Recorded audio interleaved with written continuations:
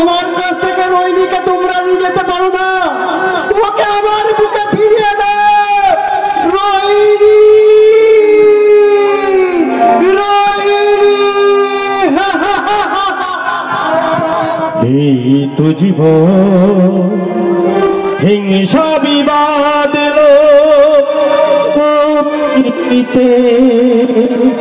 চিতাতে সব এসে, চিতাতে সব এসে। এই তো জীবন হিংসা বিবাদ লোক পিতে চিতাতে সব এসে, চিতাতে সব সে। এই তো জীবন।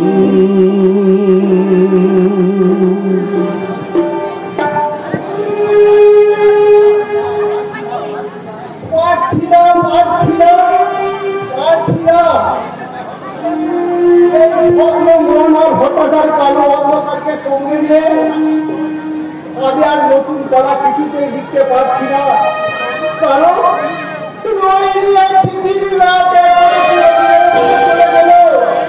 আমার অন্তরকে মোর থেকে এখনো হারিয়ে যায়নি।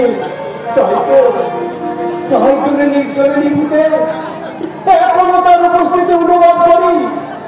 আমার মনে হয় সে যেন আমার কাছে এসে আগের মতো আমাকে বলছে, এই সোনা আজ শপথ করি দুজনে কথাটা প্রাণে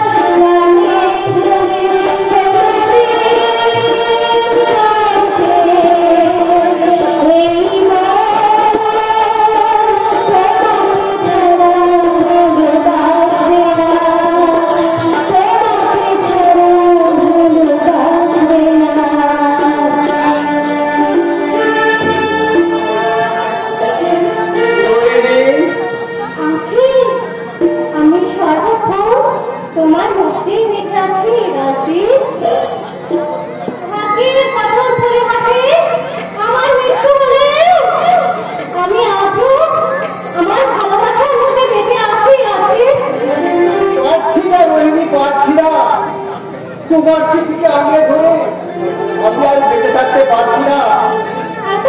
তোমার আমার কথাগুলো সব সময় আমার মাথায় ঘুরপাক খাচ্ছে, আমাকে একেবারে পাগল করে দিয়েছে।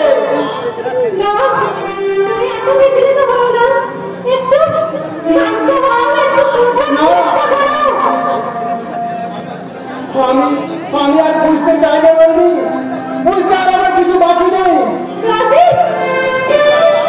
বুঝিবার যা বুঝেছি আমি, তুমি নেই এই পৃথিবীতে, হারিয়ে গেছো নীল দিগন্তে আপন নীরব বেদনাতে। নীল আকাশে হারিয়ে গেলেও আমি আজ তোমার নেতৃত্বে অমর হয়ে থাকতে চাই রাজি। তার মানে আমার থেকে বেশি ভালোবাসো নাটক লিখতে, তাই তোমার ওই নাটকের কথা আমি না হয় জীবিত হয়ে থাকবো। না, আমি আর নাটক লিখতে পারবো না। কিন্তু কেন? আমার পক্ষে সম্ভব নয়। এখন তো আমি পাশান খেয়ে গেছি, আমার কর্মবাদ নীরব।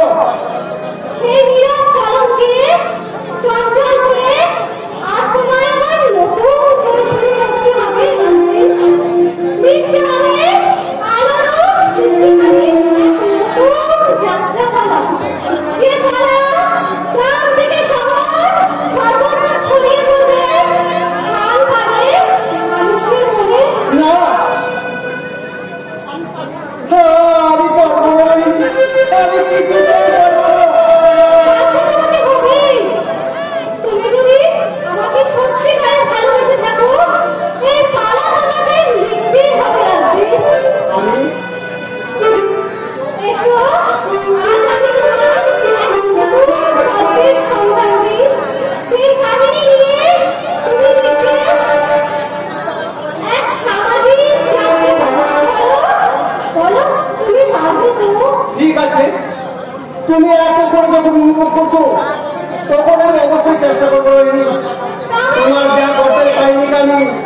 নাট্য রূপ দেবো।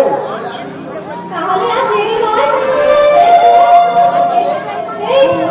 এই সুন্দর আনন্দে এসো, তুমি লিখতে শুরু করো সেই রহস্যময় নতুন কাহিনী। হ্যাঁ রোহিণী, হ্যাঁ তুমি বলো, আমি আস্তে আস্তে লিখতে থাকি। আমার দেওয়া সেই কাহিনীর নাম হবে পিতৃহত্যার বদলা নিলাম। রাজনীতির পালন করতে হিমস্বতার খাবার বসালাম, পাষাণ হৃদয়ে শান্তি ফেরাতে পিতৃহত্যার বদলা নিলাম। চুপ কর মানে, চুপ কর। খিদে জ্বালায় যে তোর পেটটা পড়ে যাচ্ছে সেটা আমি ভালোভাবে বুঝতে পেরেছি। তাই তুই সকাল থেকে অনবদ্য শুধু তেলেই যাচ্ছে। আর একটু চুপ কর না শোনা, আর একটু চুপ কর। তোর বাবা এক্ষুনি দূর দিয়ে চলে আসবে, কিন্তু আমি তোর এমনই ফটোভাবে দিন মা যে নিজের দুধের শিশুকে মাতৃদুগ্ধ পান দেওয়ার ক্ষমতাটুকু আমার নেই। এবার একটু শান্ত হবানি, একটুখানি শান্ত। হাজার তারার আলোয় ভরা চোখের তারা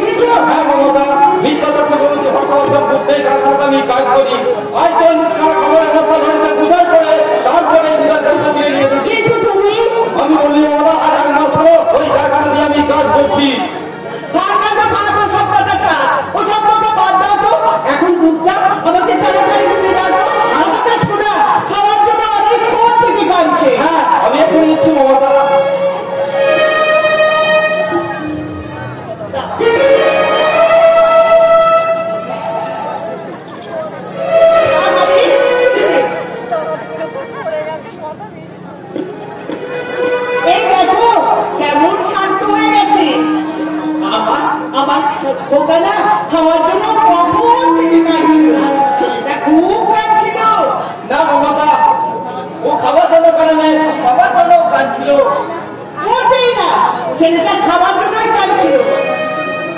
আমার নয়নের মনি তোমার ছেলেরা আমাকে বেশি বেশি ভালোবাসে। একদম ফালতু কথা বলে বলে দিচ্ছি। তুমি কি জানো না ছেলেদের বাবার প্রতি বেশি দাম থাকে, তাই আমার খুশি শোনা আমাকেই বেশি ভালোবাসে। ঠিক আছে, আমি মেনে নিলাম তোমাকে বেশি ভালোবাসে। এবার একটা গান দিয়ে আমাদের শোনাতে ঘুম পাড়িয়ে দাও তো। গান গান তাই ভালো করে গাইতে পারি না মমতা। পারবে না? না। তাহলে আমাকে নদীর ধারে নিয়ে গিয়ে যাত্রা শোনাতে বলো। জানো মমতা, সেই প্রেমের কথাগুলো মনে পড়লে আমার মনে বড় আক্ষেপ হয়। মনে হয় যেন সেই দিনগুলোতে আমরা আবার ফিরে যাই। তাহলে একবার সেই গানটা গাও না গো, যে গানটা আমাকে আমাদের খুব শোনা মা বাবার প্রেমের গান শুনতে শুনতে ঘুমিয়ে পড়ো। ঠিক আছে মমতা, তাহলে গাইতে সেই নদীর ধারে গানটা। তুমি শুধু জীবনের খেলা হাসিয়ার গানে ভরে যত কথা দুজনে ভুলব। তুমি আর আমি শুধু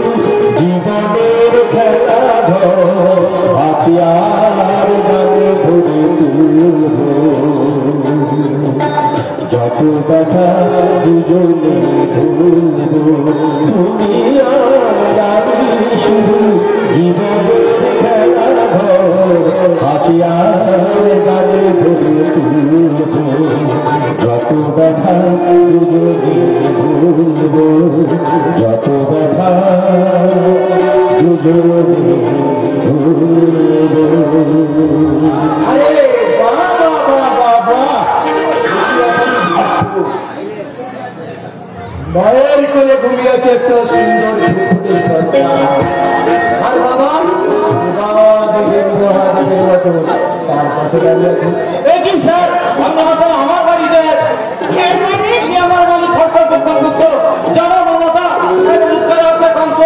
জিজ্ঞাসা দান করে দেয় তাছাড়া স্যার অনেক হাসপাতাল আছে যেগুলোতে ওদের কাছে চিকিৎসা দান করা হয়।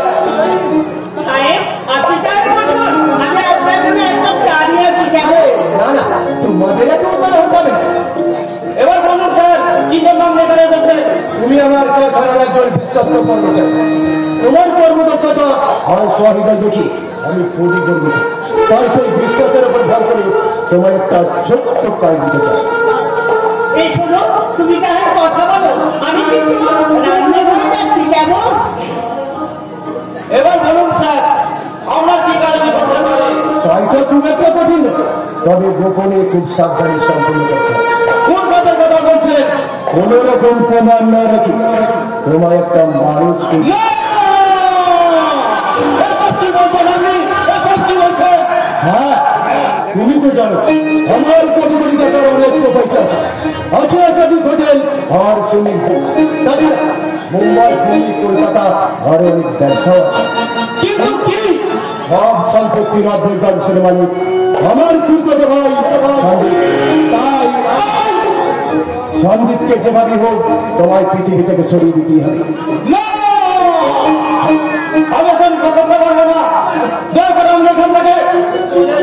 ভেবে দেখো তোমার সংসারে আজ বড় অভাব, দুবেলা দুমুটো খাবার ঠিক সময় দিতে দাও, কচি শিশুটা খাবার জন্য চটপট চটপট অভাব সহ্য করতে পারে কিন্তু দিকে ভেঙে পড়বো আমার দিকে শিশুরা কিডনি লেভারটা শুকিয়ে যাবে সবাই জীবন থাকতে আমি মনে হত্যা করবো না স্যার, মনে হত্যা করবো না। আমার কথার অবাধ্য হলে পরিণামটা কি হবে ভেবে দেখেছি।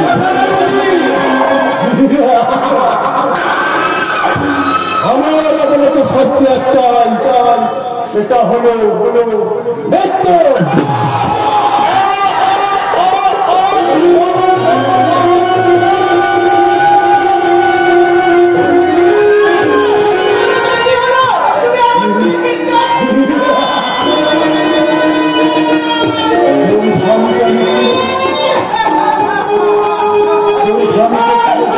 ঘুম পালিয়ে দিয়েছিল সরকারি, আমার তো খারাপ হলে রেহাই পায় না।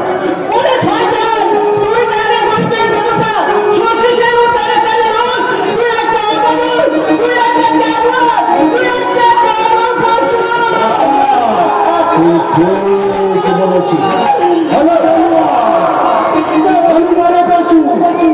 আমার এই মতো চেহারানে লুকিয়ে আছে এক রক্ত চোষা বন্ধ।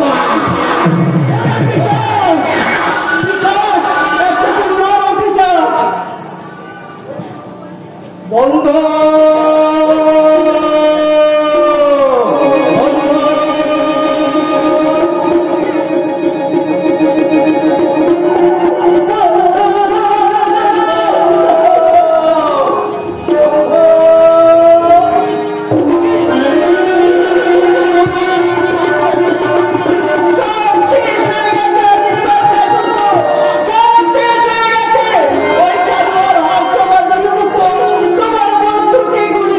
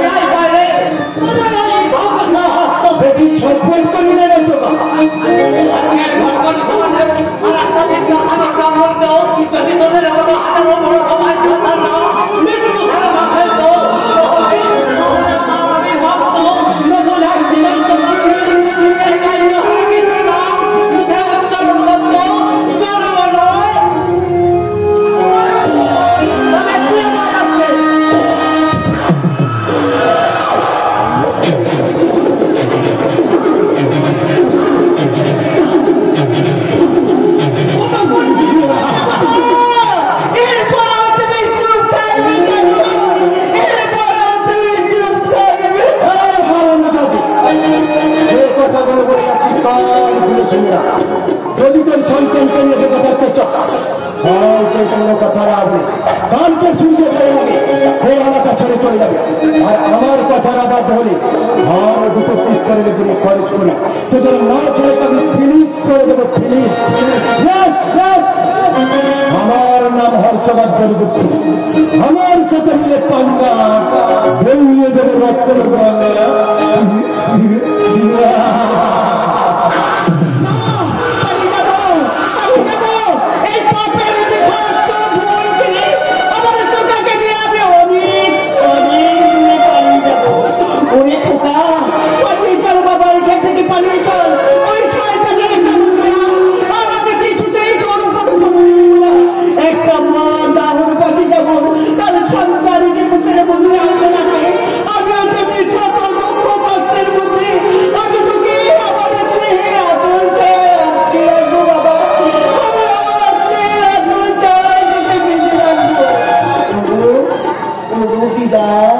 বিদায় আমার প্রিয় দেবতা, আমার গোপাল গোবর্ধন, তুমি আমাকে পথ চলার শক্তি দাও ঠাকুর, তুমি আমাকে পথ চলার শক্তি দাও।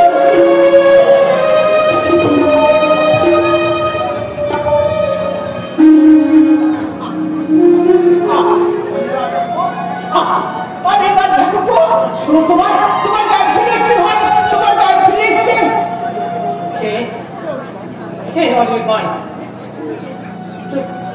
তুমি কে? আমাকে তুমি চিনতে পারছো না ঠাকুর?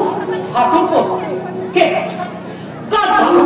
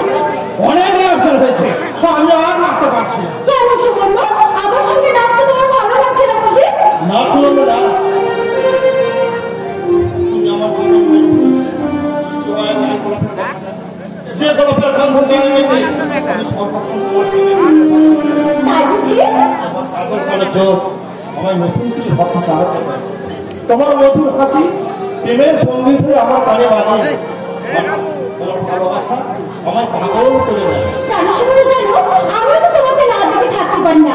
তোমার সঙ্গে কলেজে যেদিন আমার প্রথম দেখা হয়েছিল, সেদিনই না আমি তোমাকে মনে মনে ভালোবেসে ফেলেছিলাম। তারপর লাভ লেটা দেওয়ার মাধ্যমে আমাদের ভালোবাসার সূচনা হয়েছিল। তারপর আমাদের কত দেখা, কত বেড়ানো, কত কথা, তার মধ্যে দিয়ে এখন আমরা অপরের প্রাণ হয়ে গেলাম।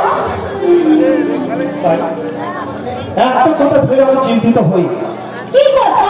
তোমার মুখে শুনেছি তোমার বাবা হর্ষবর্ধন মুক্তাকে বড় মাপের শিল্পপতি। তাই তাই তোমার বাবা যদি আমাদের মেনে না নেয় তখন আমি কি নিয়ে ভাববো সুনন্দা? এই সুমন্দ্র, তুমি একদম চিন্তা করো না। জানো আসলে কি বলতো, আমি খুব ছোট্টবেলায় আমার মাকে হারিয়েছি। তাই আজ পর্যন্ত আমার বাবা আমার কোনো কথার অবাধ্য হয়নি। তাই তুমি দেখে নিও, তোমার আর আমার সম্পর্কটা আমার বাবা ঠিক মেনে নেবে।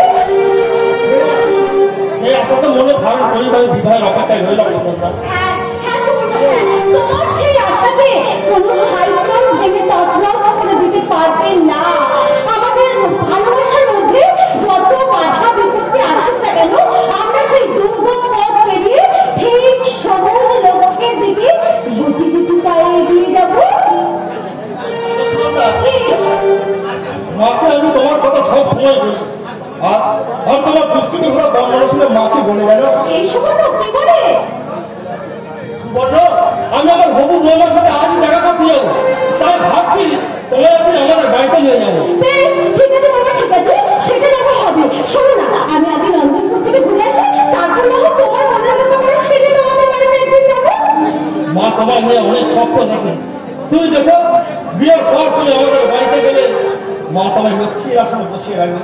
তারপর নিজের মনের মতো করে গড়ে তুলবে একটা আদর্শবতী স্বামী পরিবার বাঙালি বলবো। আর আমি আমার সর্বশক্তি দিয়ে আমাদের সেই ছোট্ট সংসারটাকে ধরে রাখার চেষ্টা করবো।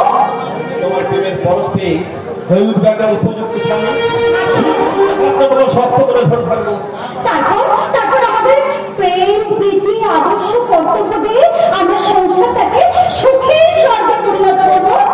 সেই সংসার স্বর্গের সম্মুখে থাকবে এক ঝাঁক তোতা পাখির বাসা, পাশ দিয়ে বয়ে যাবে একটা জাদু তটিনী।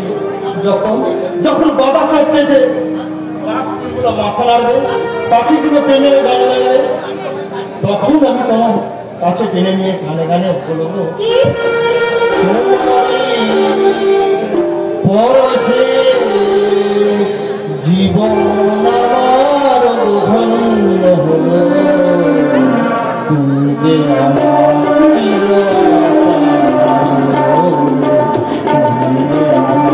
জীবন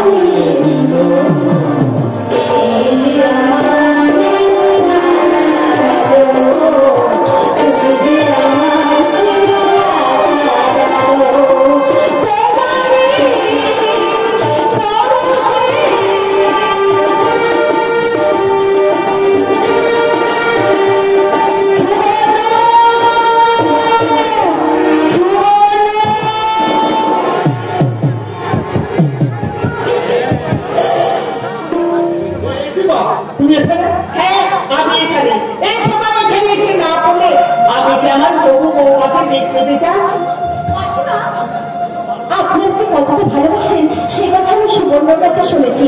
তাই তো আপনি আমাকে আশীর্বাদ করুন, আমি যেন নববধূ সাজে আপনার বাড়িতে যেতে পারি। আমার আশীর্বাদ সব সময় তোর মাথায় থাকবে। আপনারা দেখলেন তো আজ কেমন হয় আমার আশীর্বাদে ভাগ্যশালী। ওরে হতভাগা, শিক্ষা এবং দান বলে কোনোদিন শেষ হয় না, তেমনি মায়ের আশীর্বাদ অফুরন্ত, তার গভীরতা কোনোদিন মাপা যায় না। মাসালে তো সেখানে সকল ভাগ বসালেও কোনোদিন ঘাটতি ঘটে না বাবা, কোনোদিন ঘাটতি ঘটে না।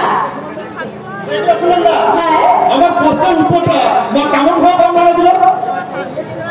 এবার তোর বিয়ের কর্তব্যটা আমি বর্ণনা করবো। তোর বিয়েতে কি হবে না হবে আমি তো আগে ভেবে রেখেছি। তোর বিয়ের আগে জীবন শুরু হয়ে যাবে, আর সেদিন বিকেলের মধ্যে সমস্ত আত্মীয় হাজির হয়ে যাবে। আবার সমুদ্রের পুজো আবার চলবে সারা হাত ধরেছে। আবার বিয়ের দিন সকাল হতে না হতে চলে আসবে উন্নত মানের ভাই আছে। আমার ছেলে যে যে টাকা লাগবে সমস্ত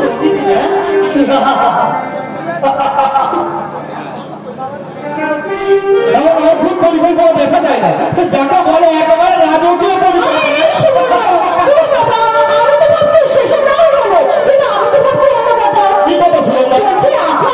আমাদের বিয়ে নিয়ে এত ব্যস্ত হয়ে পড়ছে, কিন্তু ওর নিজের বিয়ের কথা তো বলছে না। তুমি একদম ঠিক কথা বলেছো।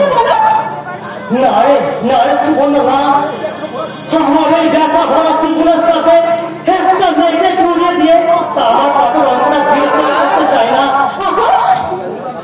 শুনুন না না কথা জানি আমি কথা কম মানুষ হয়েছি। আমার জন্মদাত্রী মা মারা যাওয়ার পর বাবা একটা মানুষের চাকরিতে বিয়ে করে বাড়ি থেকে গেলে আর তার এই অত্যাচারে আমি দেশের বাড়ি ছেড়ে চলেছিলাম এই কলকাতায়। ওইখানে আসার পর হঠাৎ পর্যায়ে হলো আমার আস্তিক চাচার সাথে, সে আমার একটু করে বড় করে তুলল। তুমি তারপর পরিচয় হলো আমার এই সুবর্ণর সাথে। আমার মামা হ্যাঁ রে আকাশ, তুই আমার রক্ত সম্পর্কের ভাই না হলেও তোকে আমি নিজের ভাই মতো ভালোবাসি। রামচন্দ্র যেমন লক্ষ্মণকে ভালোবেসেছিল, বলরাম যেমন কৃষ্ণকে ভালোবেসেছিল, আমিও ঠিক তেমনি তোকে ভালোবাসি। তুমি এখন থেকে আমাদের পরিবারে একজন হয়ে গেছিস। সেকেন্ড ইয়ারে পড়ার সময় আমি বুঝলাম আমি একটি মেয়েকে ভালোবেসেছিলাম, কিন্তু তার একটি বছর পর সে একটা অন্য ছেলেকে বিয়ে করে নিল। তখন আমি বুঝলাম তখন টাকা না থাকলে ভালোবাসা জানলা ফাঁক দিয়ে উড়ে পাওয়া।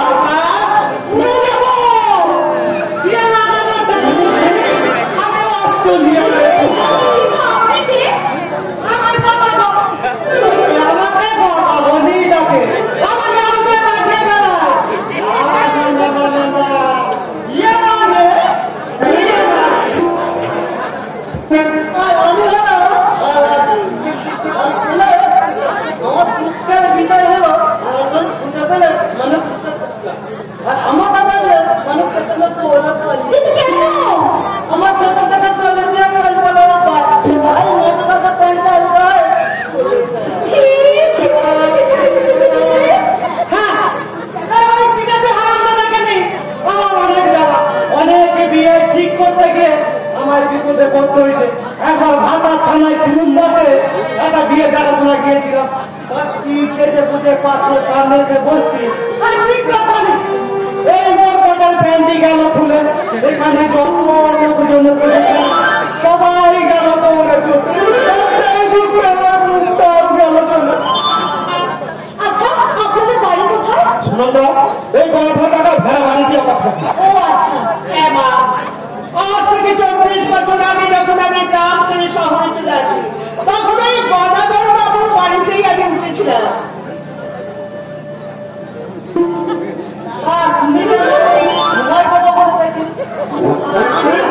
আমার নাম হচ্ছে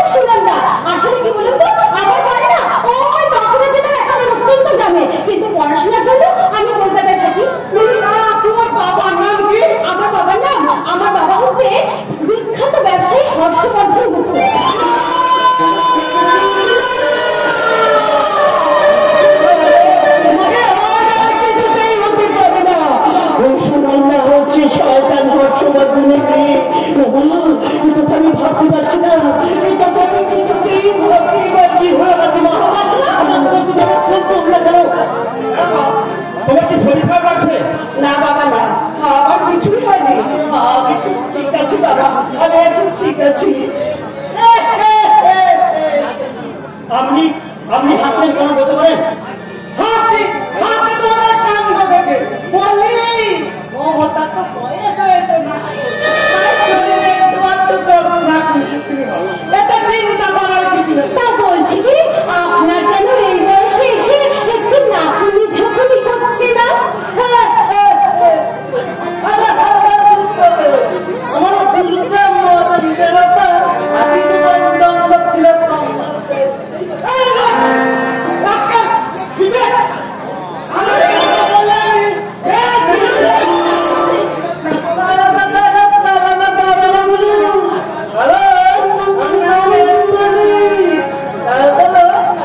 আচ্ছা গদাধর বাবু, আপনি তো হলো প্রফেশনাল ভোটার তো?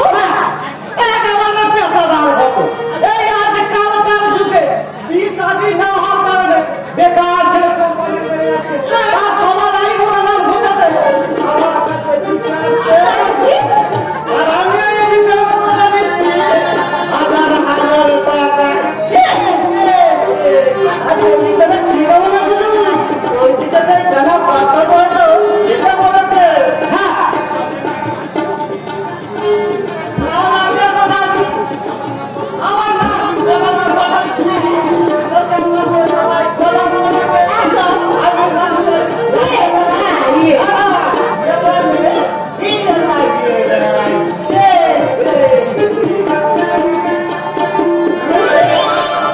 পাগল হয়ে গেলাম।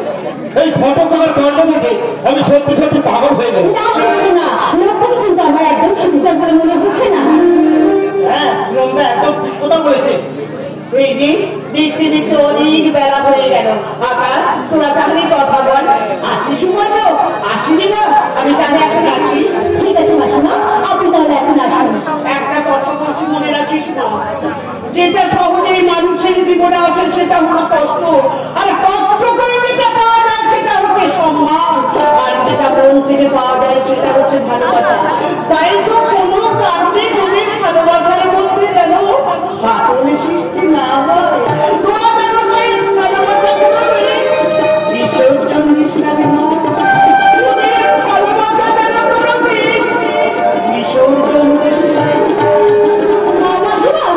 মনে থাকবে মা, মনে থাকবে তোমার এই কথা আমাদের সর্বদাই মনে থাকবে। হ্যাঁ সুবর্ণ, হ্যাঁ তুমি একদম ঠিক বলেছো, কারণ ওই গুরুজনদের কথাই তো আমাদের সঠিক পথের ঠিকানা। আচ্ছা আচ্ছা সুবর্ণ, তোদের বিয়েটা হতে আর কত দেরি? আমরা তো প্রস্তুত হয়েই আছি। সুনন্দার বাবা মত দিলে বিবাহ অনুষ্ঠিত হবে। আমি কি একবার সুনন্দ বাবা যাবো, গিয়ে বললো মেসে মশাই আমি যে রোটা করতে পারছি না, আপনি তাড়াতাড়ি বিয়েতে অনুমতি দিন। তারপর অনুমতি দিলি আমি আটটা আমরা শুরু করে দেবো, বিয়ের সমস্ত আয়োজন। দেখেছো সুবর্ণ, দেখেছো আকাশ আমাদের বিয়ে নিয়ে কতটা উৎসাহ হয়ে রয়েছে। কিন্তু কিন্তু আমি যে এখন দুঃখের নদীতে ডুবে আছি। কিন্তু কেন সুবর্ণ? না জানি কাল তুমি আবার বাড়িতে দেশের বাড়িতে চলে যাবে, কতদিন পর আবার দেখা হবে। আমি যে একটা ধরে শান্তিতে থাকতে পারবো না, একটা দিন যেন আমার কাছে বছর হয়ে যাবে। এই যে মশাই, উনি যখনই আমার কথা মনে পড়বে বা একাকিত্ব বোধ করবে, তখনই মনে করবে আমি এমনি শক্ত করে তোমার হাত দুখানা ধরে আছি।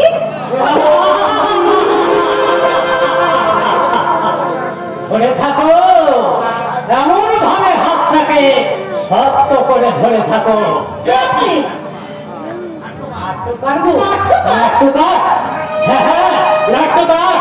আজকের এই সমাজের নির্মম চিত্রটা আমি নাটক আকারে লিখে রাখি, আর কোন খাতায় আমি নাটক রচনা করি জানো?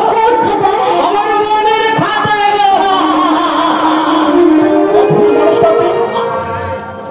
দেখো, হ্যাঁ আমি তোমাদের মতো সাধারণ নই, আমি হলাম সভ্য সমাজ গড়ার কারিগর। তাই তো আমি ভয়ঙ্কর হয়ে দৌড়ে বেড়াই, বিধান হইতে প্রধান। আমি অন্যায়, আমি উল্কা, আমি শনি, আমি ধূমকেতু জ্বালা, আমি সোনার গান ফাটে, আমি ছিন্ন বস্ত্রাখণ্ডে, আমি গণনা সর্বনাশী, আমি জাহান্নামে আগুনে বসিয়া হাসি।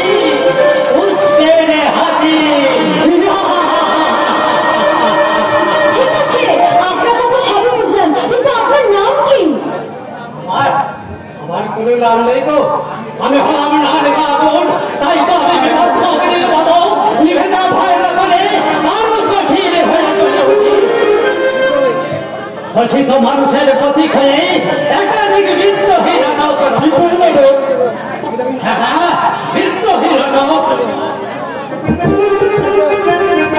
আমার নাটকে থাকে পশ্চিমবাংলা তথা ভারতবর্ষে অসহায়তার কথা। এই তো কদিন আগে আমরা আবার বলতে পারেন বলে সেই উচ্চ মাধ্যমিকের ছাত্রীটিকে কত অপমান কত অপহারা সহ্য করতে হলো। কিন্তু যারা তাকে অপমান করলো তারা তো একবারও ভাবলো না যে রাজ্যের শিক্ষাগুলো 5 বছর চাকরি করার পর ঘুষ দেওয়ার দায়ে চাকরি থেকে বহিষ্কার হয়। সে রাজ্যের শিক্ষা কখনো আসল শিক্ষা হতে পারে না গো, আসল শিক্ষা হতে পারে না। আপনি তো কিছু সত্যির প্রতিবাদে তুফান। রোদ্দুর রায় অশ্লীল ভাষায় কবিতা পাঠ করে বলে আমরা সবাই তাকে পাগল বলি, কিন্তু সেই কবিতার মধ্যে অমার্জিত ভাষাগুলোকে বর্জন করে ভাবাত্মতাকে চিন্তা করলে বোঝা যাবে যে সেই কবিতার মধ্যে লুকিয়ে আছে হাজার হাজার শিক্ষিত বেকারের হাহাকার, দারিদ্রতার জোরে আক্রান্ত কত মানুষের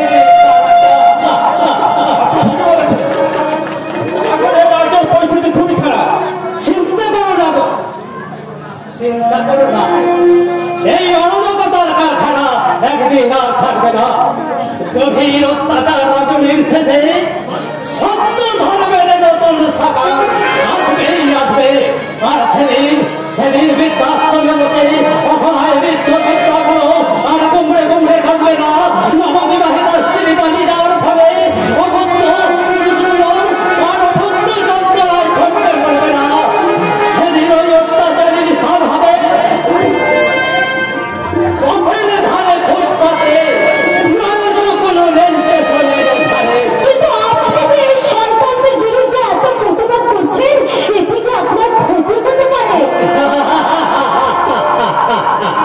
না গো না, ওরা আর কোনো ক্ষতি করতে পারবে না, কারণ সন্তানের বাটপাড়ি দেখলে আমি তীক্ষ্ণ কণ্ঠে বলি যদা যদা হি ধর্মস্য গ্লানি ভবতি ভারত অভ্যস্তর ধর্মস্য তদাগমনে আদিশিরম পরিত্রাণায় সত্যম বিনাশায় তদস্কিনম ধর্ম সমস্তাবরাধায় সম্ভবামি যুগে।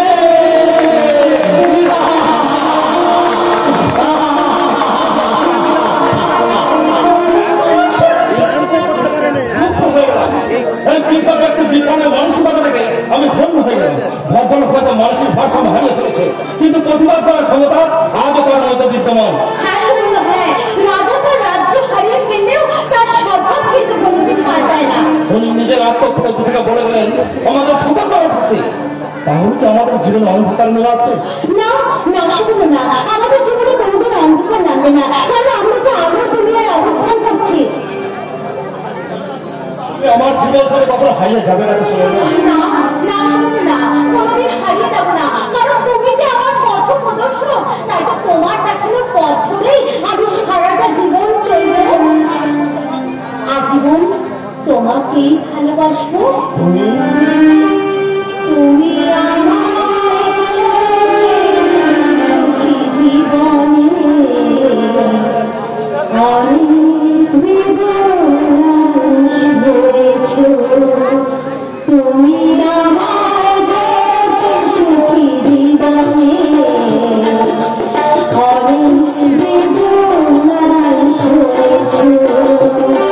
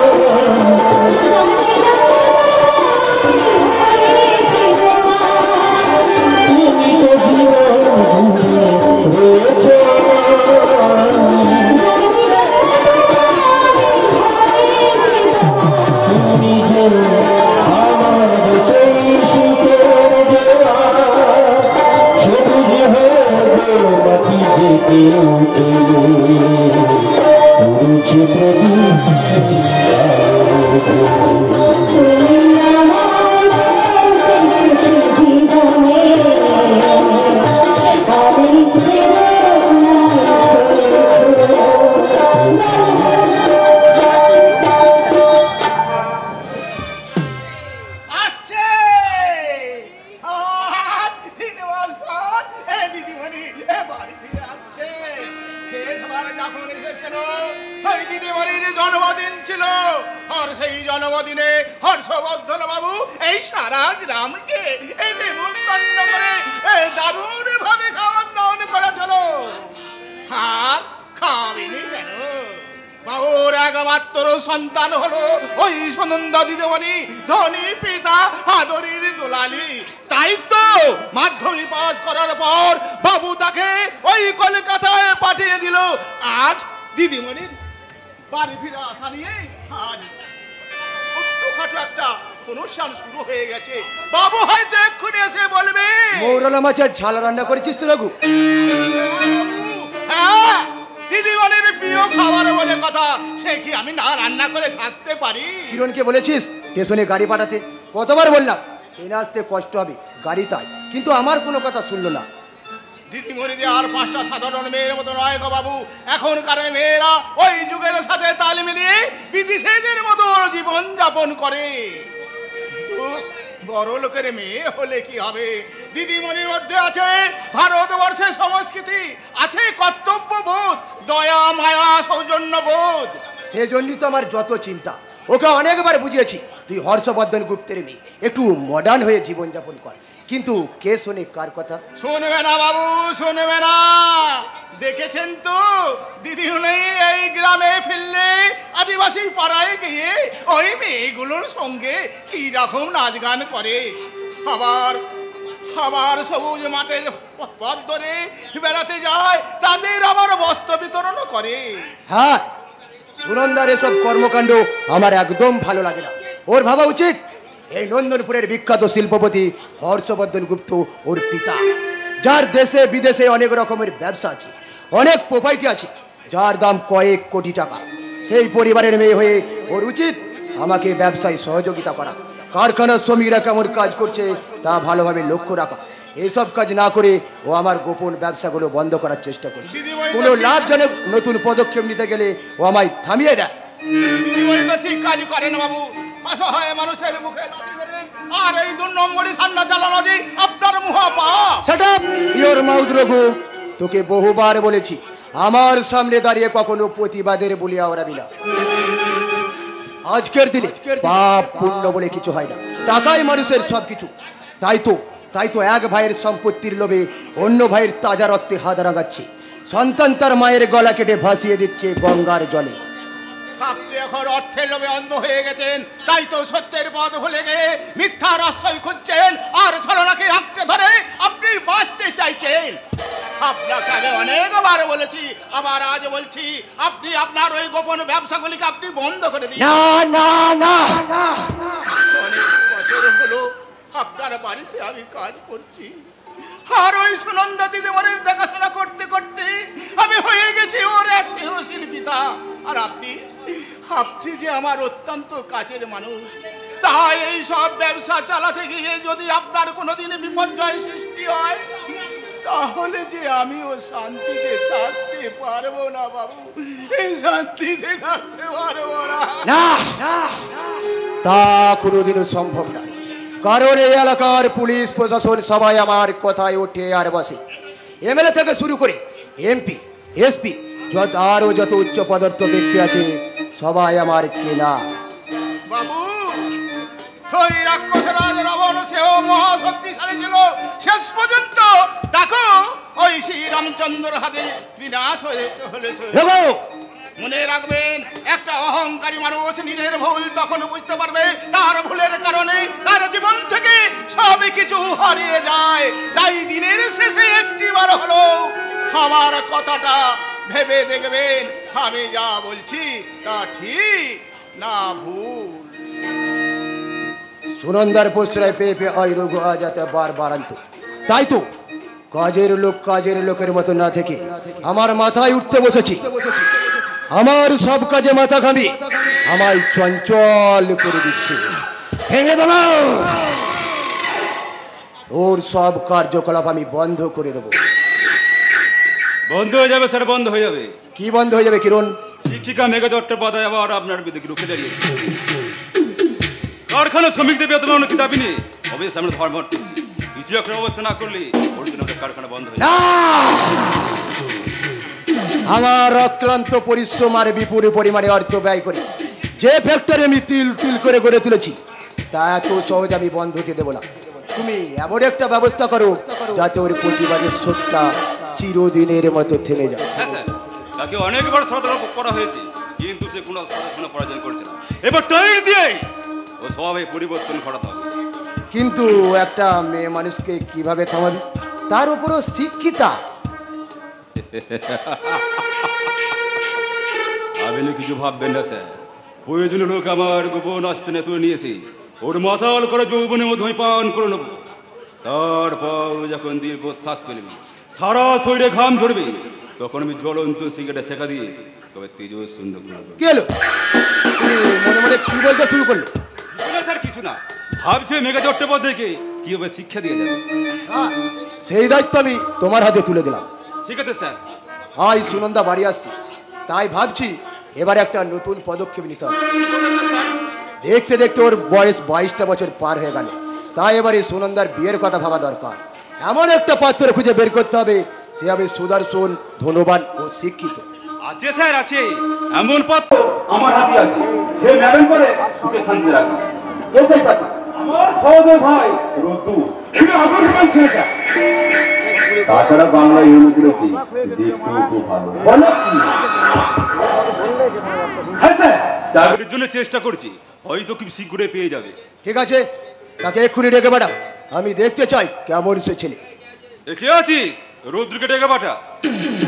তোমার ভাইয়ের সাথে বিয়েটা হয়ে গেলে আমি অনেক নিশ্চিন্ত হব। এমনিতেই তোমার সাথে আমার অনেক গভীর সম্পর্ক।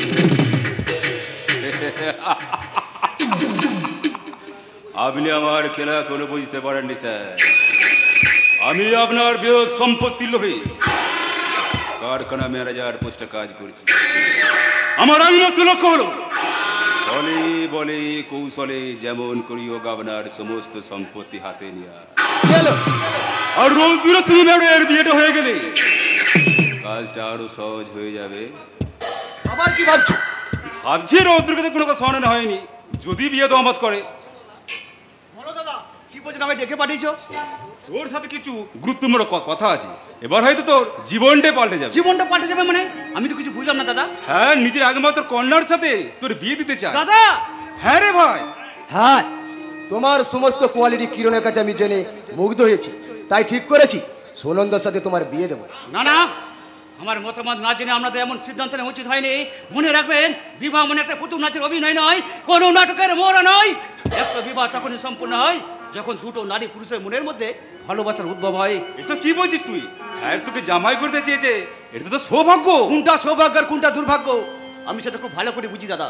তুমি নিজে যা করছো করো, কিন্তু ভুলেও আমাকে তোমার জালে ফাঁসাতেছো না, তাহলে দেখবে হিতকে বিপরীত হয়ে যাবে। রদু, এই রোদ দূষণের মনে লোভ লালসা কামনা বলে কোনো জিনিস নেই। আমি কোনো অন্যায় দেখলে নির্ভীকভাবে প্রতিবাদ করি। তাই তো তোমাকে বারবার বলছি এই বেআইনি কাজকর্ম বলে বন্ধ করতে, জীবনের সংসারে জীবন থেকে বেরিয়ে এসে একটা আদর্শমান মানুষ হতে। আমার সামনে দাঁড়িয়ে এই কথাগুলো বলতে তোমার ভয় করছে না? সত্যপদের তীর্থপদিক, ভয় নাই নাই ভয়, শান্তি যাদের লক্ষ্যে তাদের নই নয় পরাজয়। তুই কিন্তু সীমা ছাড়িয়ে যাচ্ছে। সীমা ছাড়িয়ে গেছো তোমরা। আজ এই নন্দনপুরে বুকে যে ভয়ে ভয়ে পরিস্থিতি সৃষ্টি হয়েছে, তার জন্য দায়ী শুধু তোমরাই। কত নবজাতক শিশুকে তার মায়ের কাছ থেকে চুরি করে তোমরা অন্য জায়গায় পাচার করে দিচ্ছ। কত গরিব অসহায় মেয়েদের দারিদ্রতা সুযোগ নিয়ে তাদের লালসা শিকার বানিয়েছ। আবার ওই আদিবাসী ওনার মানুষগুলো বাসস্থান ভেঙে গুড়িয়ে দিয়ে তৈরি করেছে বিলিত মদের দোকান। আর তারা দু মুঠো খাবার চাইলে না দিয়ে কুকুরের মতো দূর দূর করে তাড়িয়ে দিয়েছ। বটে, এবারে বুঝতে পেরেছি কেন তুমি বিয়েতে রাজি হচ্ছ না। তবে একটা কথা জেনে রাখো, আমার বিরুদ্ধে প্রতিবাদ করলে পরিণামটা কিন্তু খুব খারাপ হবে। হ্যাঁ, জলটা বইতে বইতে শেষ প্রান্তে পৌঁছে গেলে আমার কিছু করার থাকবে না। তাই বলছি, এসব বিপ্লব বিদ্রোহ মন থেকে মুছে ফেলে তুই শান্তিপূর্ণভাবে জীবনযাপন কর। না দাদা না, শান্তি আমার চাই না। মানুষ হয়ে প্রতিবাদ করতে গিয়ে যদি আমি অশান্তির গোড়ে ঢুকে যাই, তবু আমি সে নিঃশ্বাস পর্যন্ত প্রতিবাদে হয়ে থাকবো। আমি সেদিন শান্ত হবো যেদিন আমার লক্ষ্যে পৌঁছে যাবে। রদু, আমি সেদিন হব শান্ত, সবে উৎপীড়িতের কন্দন আকাশে বাতাসে ধরিবে না, অত্যাচারীর খড়ক কৃপান ভীম রণভূমে রণিবে না। আমি বিদ্রোহী বিঘু ভগবান মুখে এই পদচিহ্ন, আমি ছোট্টা সুদান সত্তা ভানা খেয়ে নিবেদির ভক্ষ করিব ভিন্ন। আমি চির বিদ্রোহী বিশ্ব সারে উঠিয়াছি, একা ছিল উন্নতশীল। আমি সেদিন হব শান্ত, আমি সেদিন হব শান্ত, আমি সেদিন হব শান্ত। শিক্ষিকা মেঘা চট্টের বাদে মধ্যে রৌদ্র দেখছে আমাদের পথের কাঁটা হয়ে দাঁড়িয়েছে। ভেতরে ভেতরে লেগে তৈরি করে ওর হিংস্র মানবিকতার মানুষ। এবার এমন একটি ঝড় সৃষ্টি করতে হবে যাতে ওদের পবিত্র ধ্বংসটাকে ধ্বংস করে দেবে। হ্যাঁ, সেই দায়িত্ব আমি তোমার হাতে তুলে দিলাম। আজ সুনন্দা বাড়ি আসছি, সুনন্দা এক্ষুনি হয়তো এসে বলবে, এসো আলো এসো হে, তোমায় সুস্বাগতম। এসো আলো এসো হে, তোমায় সুস্বাগতম। তুমি যে সত্যম, তুমি যে শিবম, তুমি যে সুন্দর, তোমায় সুস্বাগতম। এসো আলো এসো হে, তোমায় সুস্বাগতম। কেমন আছিস রে মা? ভালো আছি বাপি, ভীষণ ভালো আছি। তুমি কেমন আছো? আচ্ছা বাপি, এই নন্দনপুরের মানুষগুলো কেমন আছে? যেমন থাকার কথা তেমনই আছে ম্যাডাম। কতটা ভালো আছে তা আমি খুব ভালো করে জানি মিস্টার সেন। কারো ঘরে হয়তো অন্ন নেই, কারো ঘরে বস্ত্র নেই, কেউ হয়তো জীবজন্তুর মতো বসে আছে, কেউ বা মরণাপন্ন অবস্থায়। এখন ওসব কথা ভাবার কি দরকার? কলকাতা থেকে এলি, একটু বিশ্রাম কর। বিশ্রাম তো আমরা সব সময় করি বাপি, কিন্তু যাদের অক্লান্ত পরিশ্রমের উপর ভর দিয়ে আমরা শান্তিতে শুয়ে থাকি, আমরা কি তাদের কথা একটা বারো চিন্তা করি না? সবাই ত্যাগী হলে ভোগীকে হবে ম্যাডাম। যে স্বার্থপর, যে কুকুরের চেয়ে অধম, যার মানসিকতা সর্বনিম্নে, সে হবে ভোগী। হ্যাঁ, একদম ঠিক বলেছিস মা। সাধারণ মানুষের কথা আমাদের ভাবা দরকার। আচ্ছা বাপি শোনো, একটা কথা তোমাকে আমি অনেকদিন ধরে বলবো করছি, কিন্তু যে কথাটা আমি আজও বলে উঠতে পারিনি। কি কথা? বলছি কি, আমি না একটা ছেলেকে গত 3 বছর ধরে ভালোবাসি, আর 3 বছর ধরে আমরা বিয়ের জন্য অপেক্ষা করছি। দয়া করে তুমি আমাদের শীঘ্রই বিয়ের ব্যবস্থাটা করো। তুই এসব কি বলছিস মা? হ্যাঁ বাপি, আমি একদম ঠিক বলছি। আকাশ যেমন মেঘকে ভালোবাসে, গাছপালা যেমন সূর্যের কিরণ দুটিকে ভালোবাসে, আমিও ঠিক তেমনি ওকে ভালোবাসি। তার নাম কি? তার নাম সুবর্ণ। আমরা একই কলেজে পড়াশোনা করি। কলকাতার একটা ছোট্ট ভাড়া বাড়িতে তার মাকে নিয়ে থাকি। না না না, তুই আমার একমাত্র কন্যা, তাই তোর বিয়ে দেবো কোনো এক ধনবান ছেলের সাথে। হ্যাঁ, আপনি সোনার চামচ মুখে নিয়ে জন্মেছেন ম্যাডাম। সাধারণ মেয়েরা যেখানে মাটির ঘরে বসবাস করে বড় উঠেছে, আপনি সেখানে এসি রুমে বড় উঠেছেন। তারা দারিদ্রতা আগুনে পড়ে ছাড়খাড় হয়ে গেছে, আর আপনি কত মানুষকে বাঁচার সুযোগ করে দিয়েছে। তাই আপনার স্থান সবসময় উপরে ম্যাডাম। এই যে শুনুন মিস্টার হালদার, উপর নিচ, ধনী গরিব, সাধারণ অসাধারণ, এসব আমি কিচ্ছু বুঝি না। আমি শুধু জানি আমি একটা মানুষ, আর হেসে খেলে এই মানব জীবনটা কাটাবো, এটাই আমার প্রবৃত্তি। ভেবে দেখ মা, ভালোবাসায় অন্ধ হয়ে এমন সিদ্ধান্ত নেওয়া ঠিক নয়। বাপি, তুমি অন্তত জানো যে তোমার মেয়ে না জেনে কোনো সিদ্ধান্ত নেয় না, কোনো ভুল করতে পারে না। তাই তো তোমাকে বলছি বাপি, আমাদের দীর্ঘদিনের ভালোবাসাকে তুমি তুচ্ছ মনে করো না। দয়া করে তুমি আমাদের বিয়েতে অনুমতি দাও। ঠিক আছে, তুই এত করে যখন বলছিস, তোকে আমি একটা সুযোগ দিতে পারি। কি কি সেই সুযোগ বাপি? তুই তোর ভালোবাসার মানুষটাকে একদিন আমাদের বাড়িতে নিয়ে আয়, তাকে আমি ভালো করে পরীক্ষা করে দেখি, যদি আমার পছন্দ হয় তবেই তোকে বিয়েতে অনুমতি দেব। বাপি বেশ, বাপি বেশ, তবে তাই হবে। তোমার কথা মতো আমি সুবর্ণকে এ বাড়িতে নিয়ে আসবো। তোমার এই ছোট্ট একটা সুযোগের জন্য আজ তোমাকে অসংখ্য ধন্যবাদ বাপি। আমি জানতাম বাপি, সত্যিকারের ভালোবাসা হচ্ছে স্বচ্ছ জলের মতো, যাকে হাজার চেষ্টা করলেও কোনোদিন ভেঙে ফেলা যায় না, আলাদা করা যায় না বাপি, আলাদা করা যায় না। সত্যিকারের ভালোবাসা তোকে আমি মিথ্যা আশ্রয় দিলাম রে মা। ওই ভিখারি ছেলেটার নাম তোর জীবন থেকে মুছে দেওয়ার জন্য আমাকে এমন চাল চালতে হলো। বুঝেছি স্যার, বুঝেছি কেন আপনি ম্যাডামকে বললেন ওই ছেলেটাকে নিয়ে আসতে। কারণ ছেলেটাকে নিয়ে এলে এমন শিক্ষা দেব যে শিক্ষায় শিক্ষিত হয়ে ও সুনন্দাকেই ভুলে যাবে। বামন হয়ে চাঁদে হাত দেওয়ার শখ আমি মিটিয়ে দেব। আমার নাম হর্ষবর্ধন গুপ্ত। আমার সাথে নিলে পাঙ্গা, বইয়ে দেব রক্ত গঙ্গা।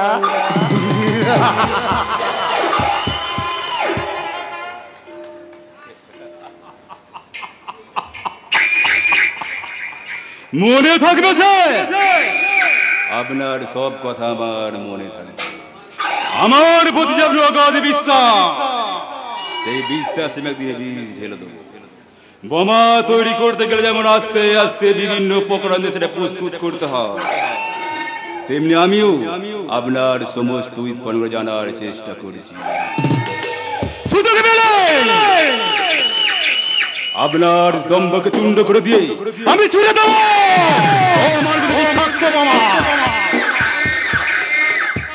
আর সেই ভয় ভয় বিস্ফোরণে আপনি যখন ক্ষত বিক্ষতে চারিদিকে দৌড়ে বেড়াবে, তখন আমি আপনার পথ রদ্ধ করে বলবো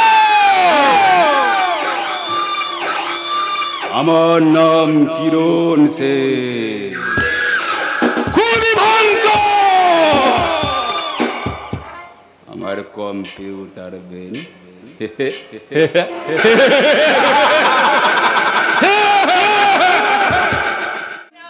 সেই দিনের সেই ব্যাপারটা জানার পর থেকে এক মুহূর্তের জন্য আমি শান্ত হতে পারছি না। যে শয়তানটা আমার স্বামীকে খুন করেছে তার মেয়ে হবে কিনা আমার বৌমা। না না, এই কথাটা ভাবতেও আমার খারাপ লাগছে, ভীষণ খারাপ লাগছে। কি খারাপ লাগছে মমতা? এ কি আপনি এখানে? হ্যাঁ আমি বললি, আমাকে দেখে আমার চমক করলে কেন? রক্তের মালগুলো আপনার এই মাসের প্রাপ্য ভাড়া তো আমি মিটিয়ে দিয়েছি, তাহলে কেন আপনি এখানে এসেছেন? বাড়ি ভাড়া তো মিটিয়ে দিয়েছো, কিন্তু আমার এই পাতা হৃদয়ের ভালোবাসার সাথটা কে মিটাবে মমতা? গদাধর বাবু, আমি বড়ই শোকাহত মানুষ। এই ব্যথা ভরা জীবনে আমার আপন বলতে কেউ নেই, আছে শুধু এই হারামজাদা হারা।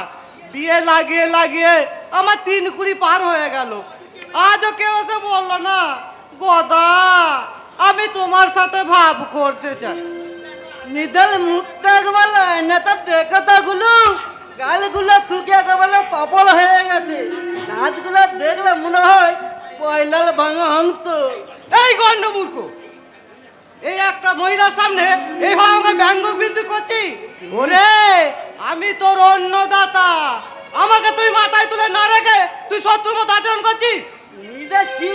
সেটাই ভালো করেই জান। এই 11 বছর বয়স থেকে তোমার দেহলক্ষ্মীর কাজ করছি, কোনোদিনও আমাকে নিজের মতন করে জীবন যাপন করতে দাওনি আবার তদিক পালিতমি। আবার বিকেলে বেলা নদীরে বেড়াতে গেলে আমার পিছনে ঠিক পাত্রে ঘাটতে চলে গেছে। এইসব মিথ্যা বলছে মমতা, তুমি বিশ্বাস করো? আমি খুবই ধর্মপূর্ণ মানুষ, কোনোদিন একটা মেরে পর্যন্ত মারিনি, কিন্তু আমার মনটা বড়ই অবুঝ। সব সময় আমাকে যেন বলছে গদাধর সারা জীবন তো ধরি রইলি, এবার বিয়ে থা কর। গদাধর বাবু, ধরা মানে অন্য কিছু নয়, এই লাঠির কথা বলছি। এসব আপনি কি শুরু করছেন? কি আর শুরু করবো বলো মমতা? আমার এই অন্তরে অভুক্ত যন্ত্রণাটাকে কে আর শুনতে পাচ্ছে বলো? এই যন্ত্রণা না কমলে আমি যার শান্ত হতে পারছি না। আপনার কি মাথা খারাপ হয়ে গেছে? এই এসো না মমতা, তোমার এই ব্যথার পালনটাকে আমায় সারিয়ে তোলো। সরে যান বলছি, এখান থেকে সরে হয়ে গেল, থালা ভর্তি খাস বিরিয়ানি আমার হয়ে গেল।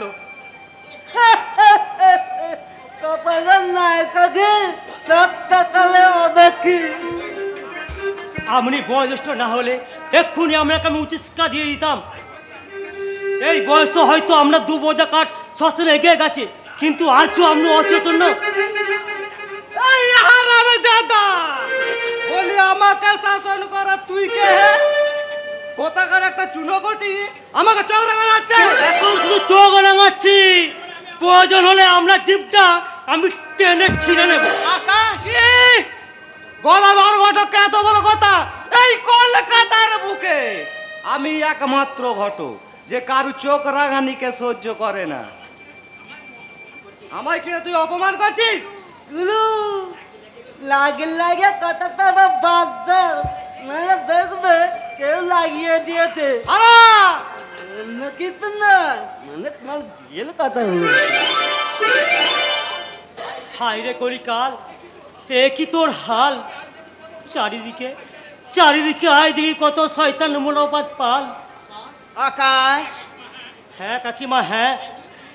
এই নিষ্ঠুরতার যুগে মানুষের মন থেকে মনোতত্ত্ববোধ হারিয়ে গেছে। চারিদিকে খুন, ধর্ষণ, ডাকাতি, রাজধানী থেকে জনমৃত থরথর করে কাঁপছে। নিরীহ পশু পাখিগুলো যান্ত্রিক সভ্যতার মাঝে আজ যে অস্তিত্বের জন্য সংগ্রাম করে বেড়াচ্ছে। এইসব কিছুর পরেও এই গদান মশাইয়ের মতো মানুষের এখনো চেতনা ফিরে আসেনি। তারা নিজেদের মতো করে সবাইকে মাখিয়ে তুলেছে। তুই এবার এই মানুষের টুটি চিপা উচিত শিক্ষা দেওয়ার সময় এসে গেছে কাকিমা। চুপ কর আকাশ, তুই চুপ কর। না কাকিমা না, আর চুপ করে থাকলে হবে না। এদের ভুল ভাঙা দেওয়ার জন্য এবার এক শুরু করতে হবে মহা অবস্থির লড়াই। সে লড়াই সামিল করতে হবে হাজার মানুষকে। তারপর এই সময় তো কুরচুকুর মানুষকে লাঠি মেরে জানিয়ে দিতে হবে। আকাশ, এসব কি বলছিস? আর না না না না না না, আমি কিছুতেই সহ্য করব না। এই কলকাতার বুকে আমি একমাত্র ঘটক যে কারু চোখ রাঙানিকে সহ্য করে না। কি করবো গুরু, তোমার মতো এখন বুড়ো দাম ওর প্রতিবাদী তোর টাকা থামাতে পারবে? হ্যাঁ, আমি আইডিনো ভাইরাসের মতন বিপজ্জনক মাল। যার দিকে একবার লক্ষ্য স্থির করি তাকে একবার ভুয়ো করে ছাড়ি। এখন থেকে শুধু আমার একটাই কাজ, এই শয়তানটাকে উচিত শিক্ষা দেয়া। আমার নাম গদাধর ঘটক, লোকে আমাকে গদা বলেই ডাকে। আমি মানুষের লাগিয়ে বেড়াই, আয় হারা চলায়। ছি ছি ছি ছি ছি ছি, ওই গদাধর বাবুর সঙ্গে কথা বলতে আবার ঘেন্না হয়, কিন্তু উপায় নেই। পরের বাড়িতে থাকতে গেলে সাদিকার বোধ মন থেকে হারিয়ে যায়। তাই বলে মুখ বুঝে সহ্য করা সম্ভব নয় কাকিমা। ওরে, সহ্যের পাহাড় বুকে নিয়ে যারা জন্মগ্রহণ করেছে, যন্ত্রণার আগুনে তো তাদের দাও দাও করে জ্বলতে হবে বাবা। তবু চোখের সামনে অন্যায় দেখলে চুপ করে থাকতে হয়, কোনোদিন কোনো প্রতিবাদ করতে পারে না। পারছি না। কাল একটা ভয়ানক দুঃস্বপ্ন দেখার পর থেকে আমার মনটা একদম শান্ত রাখতে পারছি না। কি স্বপ্ন দেখেছিস তুই? খুবই দুঃখজনক স্বপ্ন। আমার জীবন থেকে সুনন্দা যেন আস্তে আস্তে অনেক দূরে সরে যাচ্ছে। আমি বারবার বলছি, সুনন্দা তুমি আমার কাছে ফিরে এসো, কিন্তু সে আমায় গ্রাহ্য না করে আস্তে আস্তে মেঘের আড়ালে হারিয়ে যাচ্ছে। ওরে সুবর্ণ, স্বপ্ন যদি সত্য হয় তাহলে ওই নীল আকাশের পক্ষীরা যে ঘোড়ার আনাগোনা তো দেখা যেত। এই ভুবনে তোর যে আসা যাওয়া বন্ধ হয়ে যেত। জানি মা জানি, তবুও যে হৃদয়টাকে বোঝাতে পারি না। এই অভাগ পৃথিবীর মাঝে আমরা যে এক অদ্ভুত প্রজাতি, সুবর্ণ, অদ্ভুত প্রজাতির উন্মেষ ঘটানোর জন্য সবকিছু করতে পারে। একটা সুখের সংসারকে তাসের ঘরের মতো থেকে ফেলতে, সুবর্ণ আবার পারে তার প্রিয়ার পক্ষ থেকে প্রিয়তমকে কেড়ে নিতে। অলিক কল্পনা দিয়ে তুই তোর ভালোবাসা চাপাতে দিস না সুবর্ণ। সুনন্দা যখন বিয়ে করতে রাজি, তখন তোদের মাঝে কেউ বাধাও দাঁড়াতে পারবে না। হ্যাঁ বাবা, হ্যাঁ সুবর্ণ, খুব আমি তোকে একটা কথা বলছি, ভালো করে মন দিয়ে শোন। আমাদের সুনন্দা খুব ভালো মেয়ে, তার চাল চলন কথাবার্তা একেবারে লক্ষ্মীমন্ত। তাই তো ওই অপরূপা আদর্শবতী নারীকে আমি খুব তাড়াতাড়ি বউ করে বাড়িতে আনতে চাই। বুঝেছি কাকিমা, বুঝেছি। বাড়িতে বৌমা আনার জন্য তুমি একদম মরি হয়ে উঠেছো। তাই তো সব কথা দিই, শুধু বিয়ের ছোঁয়া। তবে আমারও কিন্তু এ বিষয়ে আগ্রহ কম নয়। তাই বুঝি? হ্যাঁ, তোর বিয়ের কথা ভাবতে ভাবতে হে আমি তো একটা কবিতায় লিখে ফেলেছি রে। কি কবিতা? আসবে ঘরে নতুন বউ, জ্বলবে কতই আলো, আত্মীয়র ভিড়ে ঘর ভর্তি, দেখতে কতই ভালো, মধুর সুরে যখন চারিদিক হবে শান্ত, এক প্রহর ভারী নৃত্য করো, হব না কমি ক্লান্ত, হব না কমি ক্লান্ত। আচ্ছা মা, কাল তো তোমার প্রেসার বেড়ে গিয়ে মাথা ঘুরছিল, এখন পুরোপুরি ঠিক আছে তো? হ্যাঁ বাবা, হ্যাঁ, তুই ভালো থাকলে আমি সব সময় ভালো থাকি। এই বৃহৎ পৃথিবীতে তুই ছাড়া যার আমার কেউ নেই বাবা। একদিন অ্যাক্সিডেন্টে যখন তোর বাবা মারা গেল, তখন সেই ছোট্টবেলায় তুই আমার সব সময় আঁচলটা টেনে ধরে থাকতি। আমি একটুখানি তোর চোখের আড়াল হলে কেঁদে কেঁদে তুই ঘর ভাসিয়ে দিতিস। হ্যাঁ মা, হ্যাঁ, তোমার চোখের জল যে আমি আর সহ্য করতে পারছি না। তোমার ব্যথা যে আমার নিদারুণ যন্ত্রণা মাগো। সেই অবজ্ঞার জীবন থেকে বেরিয়েছে তুমি এই কলকাতায় চলে এসেছিলে। তারপর পরের বাড়িতে কাজ করে, ধূপ বিক্রি করে বহু কষ্টে আমায় বড় করে তুলেছ। হ্যাঁ সুবর্ণ, হ্যাঁ, একটা বিশেষ রোগের কারণে আমার মাতৃদুগ্ধ উৎপাদন হতো না। তারপর তুই অনেক দিন না খেয়ে বিছানায় শুয়ে থাকতিস। কেঁদে কেঁদে কেমন যেন হয়ে যেতিস। আমি পরের বাড়ি থেকে কাজ করে দুধ কিনে যখন নিয়ে আসতাম, তখন তুই আর কিছু গিলতে পারতিস না বাবা। অনেকক্ষণ কিছু না খাই তুই যেন কেমন। চুপ করো, তোমার চোখের জল যে আমি আর সহ্য করতে পারছি না। তোমার ব্যথা যে আমার হৃদয়ের নিদারুণ যন্ত্রণা। মাগো, তুমি আমার জীবন পথে এক বিশাল বটবৃক্ষের ছায়া। তোমার মধ্যে আছে এক অদ্ভুত কর্তব্যবোধের মায়া। তাই তো তোমার কোলে আশ্রয় নিয়ে আছি, ধরে আছি তোমার পা। ওরে তুই যে আমার স্নেহের মালিক বাবা। তুমি আমার কাছে স্বর্গের দেবী, তাই তো ঈশ্বরের মন্দিরে না গিয়ে আমি মনের মন্দিরে পুজো করি। সুবর্ণ, ভূমে গৃহসী মাতা সগত উচ্চতর পিতা জননী জন্মভূমি সরকারপি গৃহসী গর্ভধারণং পশ্চাৎ পিতু মাতা বিশ্বস্তে গর্ভদেব রূপায় তন্মমত্রয় নমো নমো।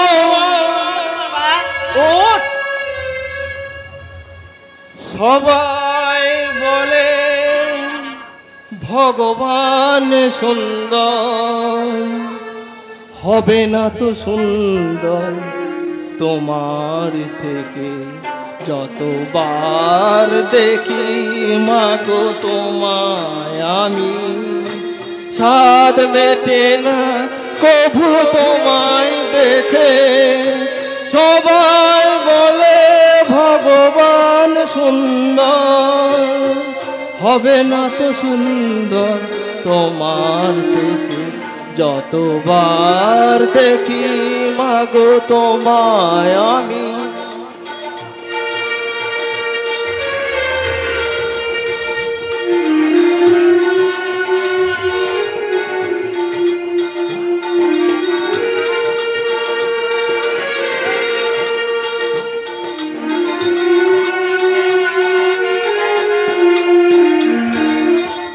ভয় পেলে ব্যথা পেলে মুখে আসে মা, সুখেতেও দুঃখেতেও মুখে আসে মা।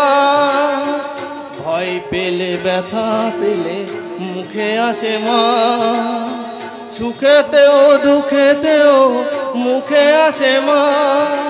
তোমার চরণ তলে স্বর্গেও সুখ মেলে, তার চেয়েও আনন্দ মা ডেকে যতবার দেখি তোমায় আমি।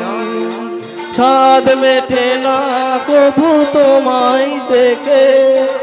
সবাই বলে ভগবান সুন্দর, হবে না তো সুন্দর তোমার থেকে যতবার দেখি মাগো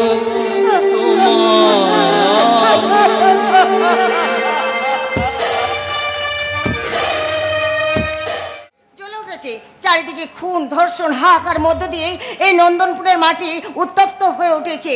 এখানে সাধারণ মানুষ পরাধীনতার শৃঙ্খলে আবদ্ধ, নারীরা নিরাপত্তা হারিয়ে ঘরের এক কোণে গিয়ে বসে থাকছে। কিন্তু না, আমি এই অত্যাচার দেখেও কেউ এগিয়ে আসছে না প্রতিবাদ করবার জন্য। কিন্তু আমি চুপ করে বসে থাকবো না।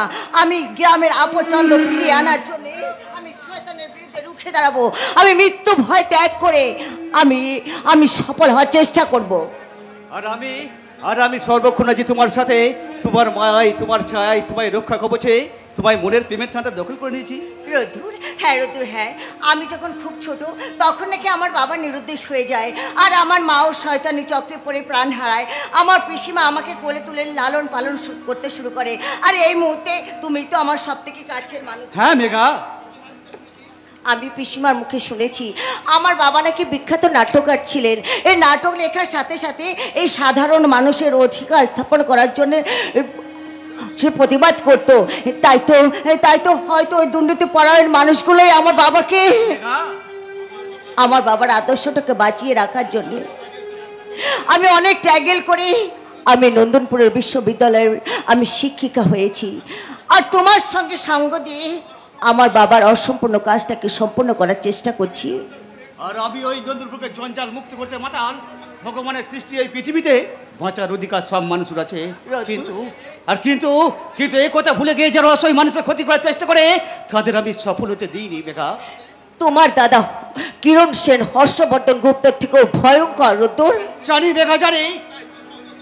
তাই তো সহদর দাদা হলো আমি ওর বিরুদ্ধে প্রতিবাদ করে জীবনের কথা না ভেবে ওর পাতা শকুনির ভানকামে ছিন্ন ভিন্ন করে দিই। আর আমি তো তোমার পথের পথিক। রোদ্দুর, হ্যাঁ মেঘা, হ্যাঁ, আমাদের সেই পথে কোনো বাধা এলে আমরা থামবো না। সংসার বিচিল হয়ে গেলে আমরা লক্ষ্যভ্রষ্ট হব না। এই বলো না, তুমি সারা জীবন এমনি ভাবে আমার পাশে থাকবে তো? রোদ্দুর, শুধু পাশে নয় পেয়ে তোমার জীবন সঙ্গী হয়ে থাকবো তোমার হৃদয় তপবনে।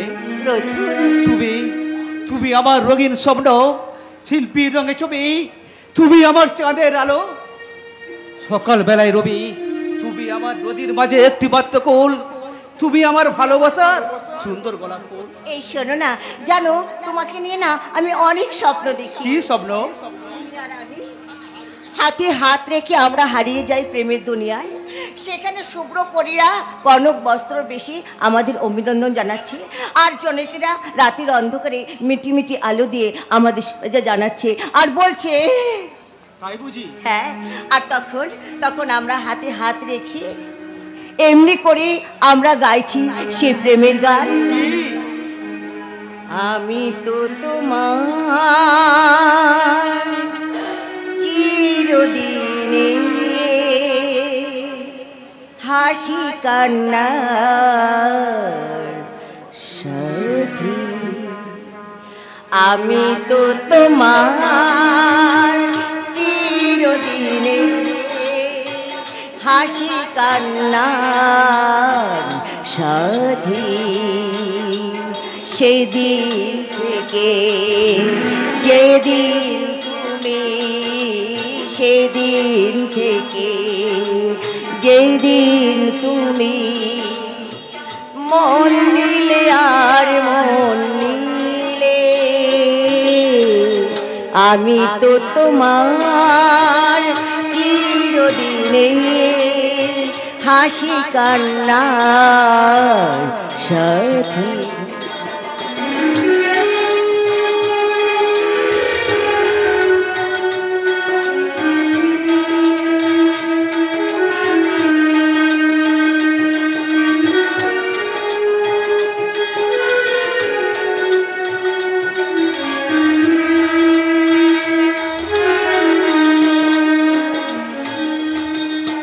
চোখে তোমার ও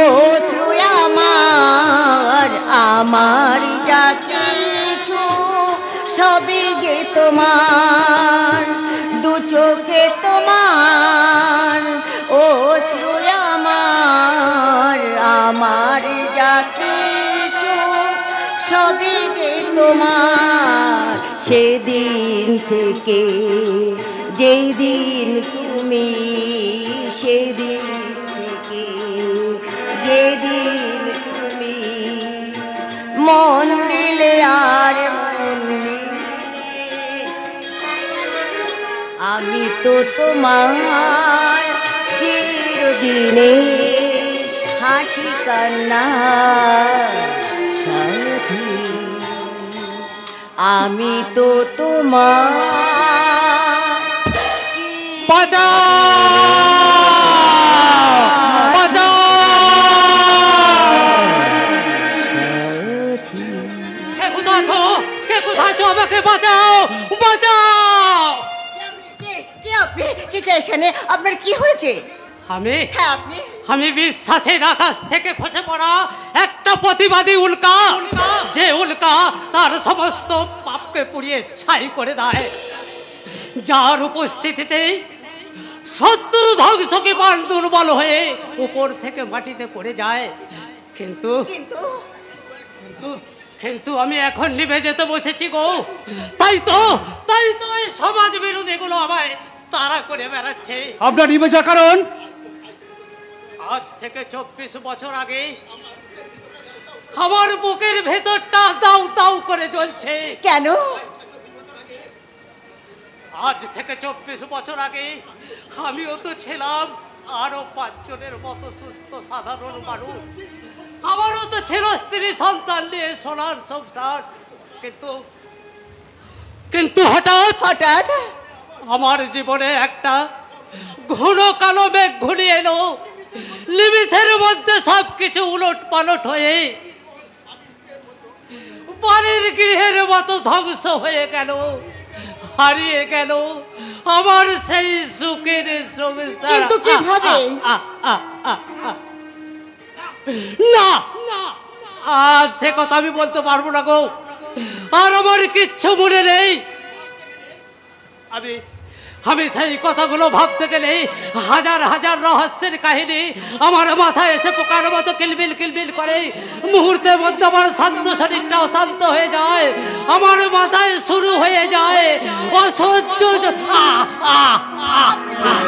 আপনি শান্ত হন, আপনি চুপ করুন। আচ্ছা আপনি থাকেন কোথায়?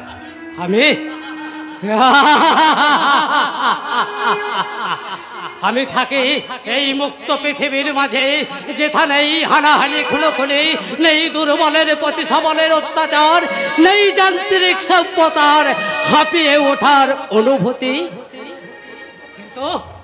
কিন্তু তোমরা কারা?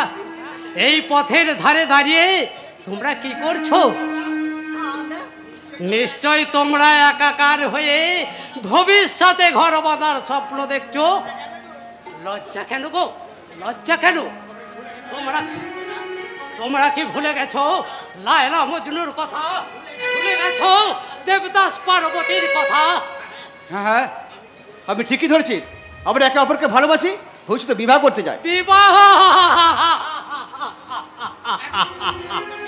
একটা কথা মনে রেখো ইয়াংম্যান, আমাদের চারিদিকে ঘুরে বেড়াচ্ছে অনেক অনেক ডেঞ্জারাস প্যান্থার, যারা ভয়ানক থাবা বসাবার জন্য প্রস্তুতি হয়ে আছে। তাদের থেকে তোমরা সাবধানে। হ্যাঁ, আপনি ঠিক কথাই বলেছেন। এই 2024 সালে বেঁচে থাকাটাও মানুষের কাছে একটা লড়াই। হ্যাঁ, আমি ঘৃণা করি এই ধ্বংসের সালকে, ঘৃণা করি আমি এই হিংস্রতা যুগকে। এই যুগে একটা মা তার সন্তানকে 10 মাস 10 দিন গর্ভে ধারণ করে জন্ম দেওয়ার পর তিল তিল করে বড় করে তুলেও সন্তান তার মাকে আপন বলে মনে করে না। বড় হয়ে স্কুল কলেজে গিয়ে প্রেম ভালোবাসা করে একটা মেয়েকে সে জীবনে রঙ্গ করে নেয়। ভ্যালেন্টাইন ডেতে এক গোছা গোলাপ ফুল নিয়ে গিয়ে তাকে বলে, পিয়া আমি তোমায় অনেক ভালোবাসি। অথচ মাতৃ দিবসের দিনে মায়ের চরণ স্পর্শ করে বলে না, মাগো আমি এলাম তোমার কোলে, তোমার মায়ায় তোমার ছায়ায় মানুষ হব বলে। মাগো মানুষ হব। আপনি তো সমাজের দর্পণ। না না না, ওই সমাজের নামটা আমার সামনে উচ্চারণ করবে না। এই সমাজে থাকতে থাকতে আমি হাঁপিয়ে উঠেছি। থাকতে চাই না আমি এই সমাজের মাঝে, হারিয়ে যেতে চাই শান্তিপূর্ণ দেশে, যেখানে এই দুঃখ কষ্ট যন্ত্রণা আনন্দ উল্লাস আছে শুধু ভেসে। দেশ তো আপনি কোথাও খুঁজে পাবে না, এখন সব জায়গায় শয়তানের রাস্তা না। হ্যাঁ, আমি বন্ধ করে দেব। যে শয়তানটা আজ মানবতাকে খুন করে অট্টহাসি হাসছে, তাদের আমি সমূলে বিনাশ করব। আমরা এমন ভাব থেকে আমি চম্পিত, আমি চাই আমরা দীক্ষায় দীক্ষিত দে। শুধু দীক্ষায় দীক্ষিত নয়, আপনার হাতে হাত লেগে লড়াই করতে।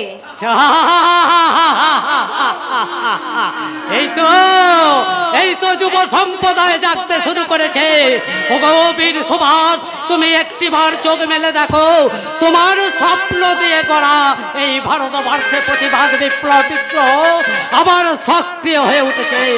হ্যাঁ, আমি তোমাদের নিয়ে নবজাগরণ ঘটাবো, শুরু করব হার না মানার কঠিন লড়াই।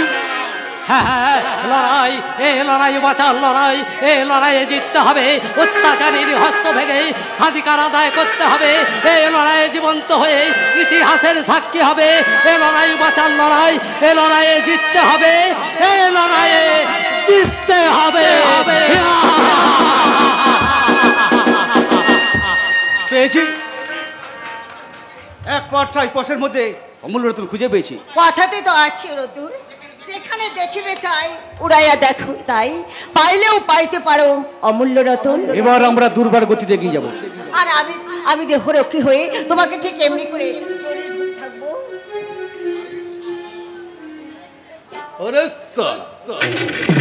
আমি কি দেখছি? আমার বস শত্রু তোর সচের লীলা শুরু করেছে। না, যেমন করি হোক কথা তাদের বসকে পড়ে জানতে হবে।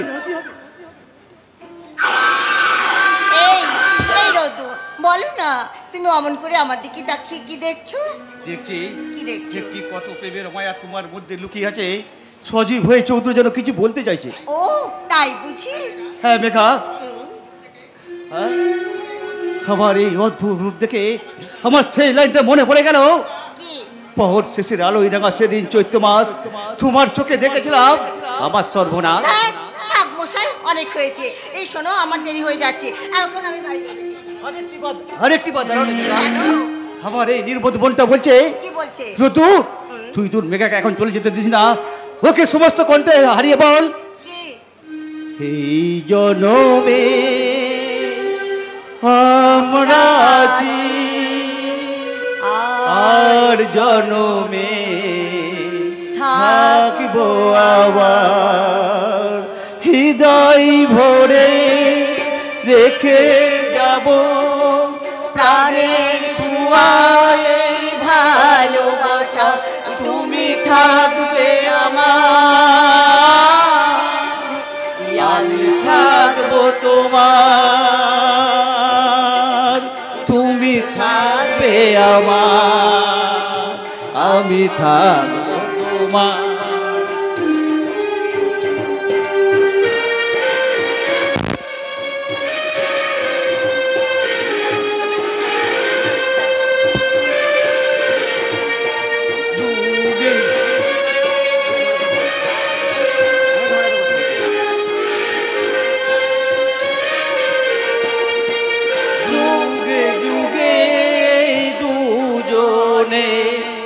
জন্ম নেব এই ভুবনে, যুগে যুগে জন্ম নেব এই ভুবনে, যাদের নতুন করে এক হয়ে রয় দুজনে, হৃদয় ভরে রেখে যাব প্রাণের ছোঁয়া এই ভালো।